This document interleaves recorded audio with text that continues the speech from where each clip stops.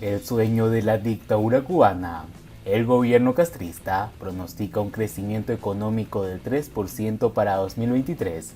El ministro cubano de Economía y Planificación reconoce que, pese a las medidas implementadas, no se logra el estremecimiento necesario de la empresa estatal. ¿Cómo están, amigos? Bienvenidos a Noticias Importantes. Esperamos sus opiniones en los comentarios. Comenzamos. El gobierno afirma que la economía cubana se recupera, pero su pronóstico de crecimiento del Producto Interno Bruto, PIB, para 2023 es más conservador que el previsto e incumplido este 2022, pese a planificar exportaciones por 9.755 millones de dólares como mínimo y aspirar a recibir 3.5 millones de turistas. El gobierno prevé que el crecimiento del PIB a precios constantes sea de 3%, menos que el 4% proyectado para el año que termina.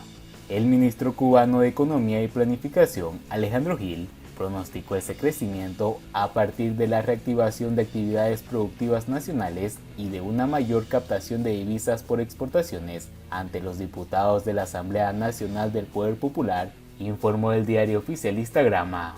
De acuerdo al ministro Gil, la economía cubana sigue mostrando signos de recuperación que no especificó de acuerdo a lo recogido por Grama, aunque señaló no logra crecer a la misma velocidad que sufrió en 2020 de casi un 11%.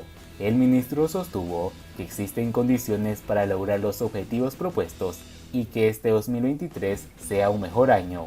Su afirmación se sustenta en el control que se ha logrado en Cuba del COVID-19, los resultados positivos de las recientes giras internacionales de la dirección del país y de la Feria Internacional de La Habana, FIHAB, en la cual se evidenció el creciente interés de empresarios extranjeros a pesar del recrudecimiento del bloqueo de Estados Unidos, cita Grama.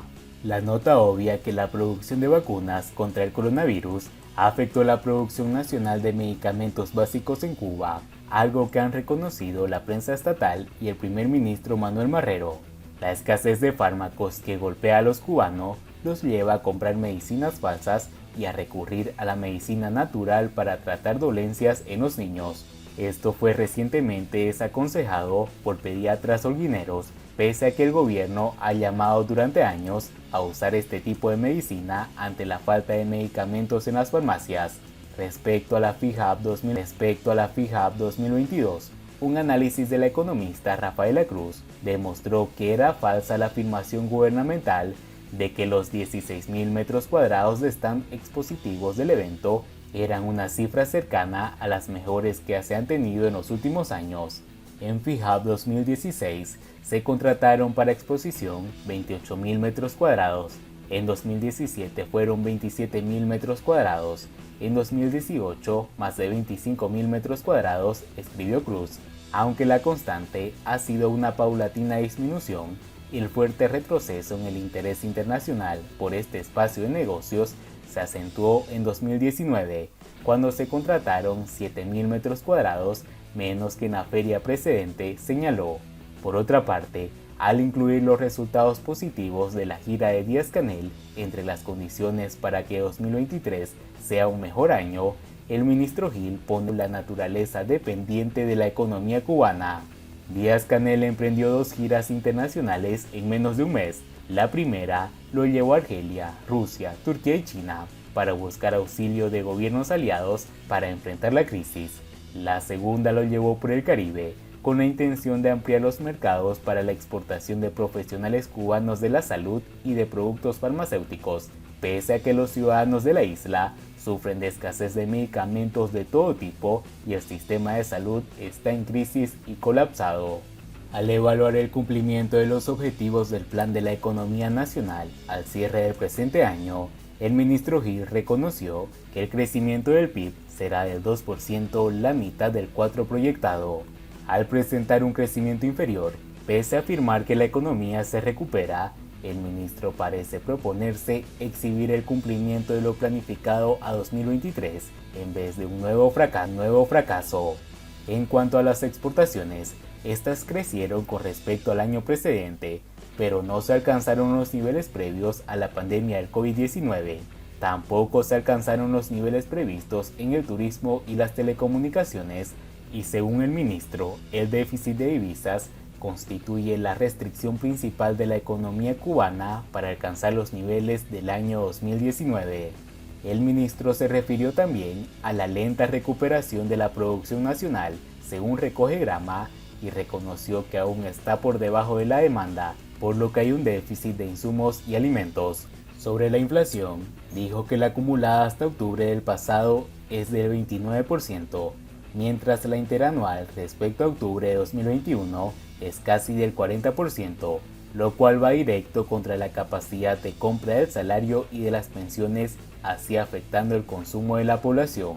El ministro de tema, como uno de los más complicados y urgentes, cita el Grama y afirmó que los factores para solucionarlo son incrementar la oferta, tener control del déficit presupuestario, la disminución de gastos en determinados sectores y el incremento de ingresos en divisas. No basta solo con que crezcan los ingresos, sino que tiene que darse una estabilidad de precios, afirmó el ministro, y según el Grama, aclaró que si las condiciones actuales del país se incrementaran los salarios, los precios subirían un 40% más y habría inflación. Con respecto a la tasa cambiaria, muy cercana a la del mercado informal implementada por el gobierno en agosto pasado, el ministro Alejandro Gil la describió como una pieza importante para la estabilización económica, obviando que el primer afectado fue la escalada del precio del dólar en la calle. También afirmó que la medida ha permitido al Estado comprar más de 15 millones de dólares, lo que representa 10 veces más de lo que estaba comprando antes de la medida. De esa suma, alrededor de 9 millones se han invertido en el propio mercado para la venta en efectivo a la población, dijo el ministro, y el resto, actores económicos para el pago de determinados insumos para las ventas en pesos cubanos. Hasta el momento, los esperados efectos positivos no se aprecian, pues los cubanos siguen enfrentando un desabastecimiento que llega hasta las tiendas en moneda libremente convertible, MLC, a las que no todos los ciudadanos tienen acceso y los precios continúan siendo inaccesibles para sus bolsillos. Respecto a la aprobación de las pequeñas y medianas empresas, el ministro señaló que hasta el 30 de noviembre se contabilizan 5.895 MIPYMES y 59 cooperativas, que supuestamente generan más de 100.000 nuevos empleos. Cargo tuvo que reconocer que a pesar de las medidas implementadas, no se logra un estremecimiento necesario de la empresa estatal.